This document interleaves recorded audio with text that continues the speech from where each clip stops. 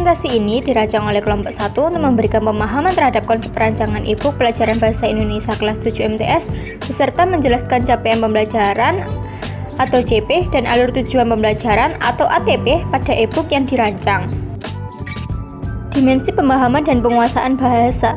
Pada dimensi ini ada dua, yaitu analisis teks dan penggunaan bahasa. Pada analisis teks, siswa diharapkan mampu menganalisis dan memahami berbagai jenis teks. Ini mencakup teks deskripsi, narasi, puisi rakyat, prosedur, dan surat. Penekanan diberikan pada pemahaman struktur dan kaidah kebahasaan yang mendasari setiap jenis teks. Pada penggunaan bahasa, siswa dilatih untuk menggunakan bahasa Indonesia yang baik dan benar dalam berbagai konteks penulisan. Mereka belajar menulis teks deskripsi, narasi, puisi rakyat, teks prosedur, dan surat dengan memperhatikan kaidah kebahasaan dan tujuan komunikasi yang efektif. Pada dimensi keterampilan berbahasa ada dua, yaitu yang pertama, pengembangan keterampilan. Mengembangkan keterampilan berbicara, membaca, dan menulis adalah fokus utama. Siswa belajar memahami isi dan struktur berbagai teks untuk meningkatkan kemampuan berbahasa secara holistik. Yang kedua yaitu penciptaan karya tulis. Siswa didorong untuk menciptakan karya tulis sederhana yang komunikatif dan sesuai konteks. Ini termasuk cerpen, pantun, surat, dan teks prosedur. Kreativitas dan kemampuan menyampaikan pesan dengan efektif sangat ditekankan. Selanjutnya yaitu dimensi apresiasi bahasa dan sastra. Pada dimensi ini ada dua.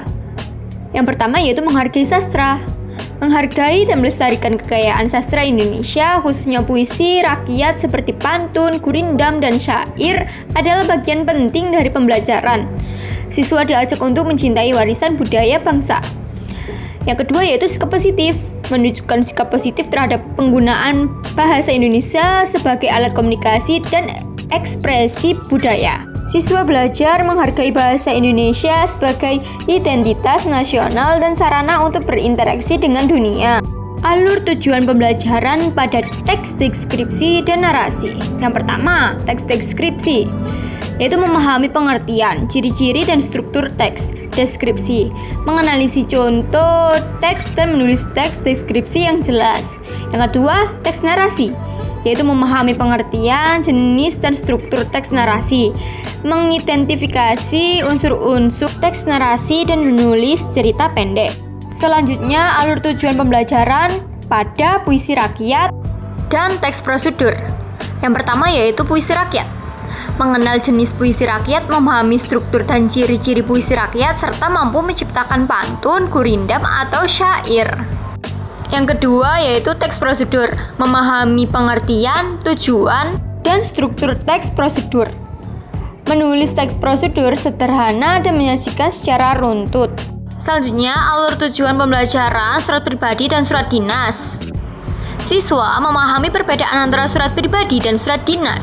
Mereka mampu menulis surat pribadi dengan berbahasa yang santun dan komunikatif, serta surat dinas dengan struktur dan format yang benar. Kemampuan menulis surat yang efektif sangat penting dalam berbagai aspek kehidupan.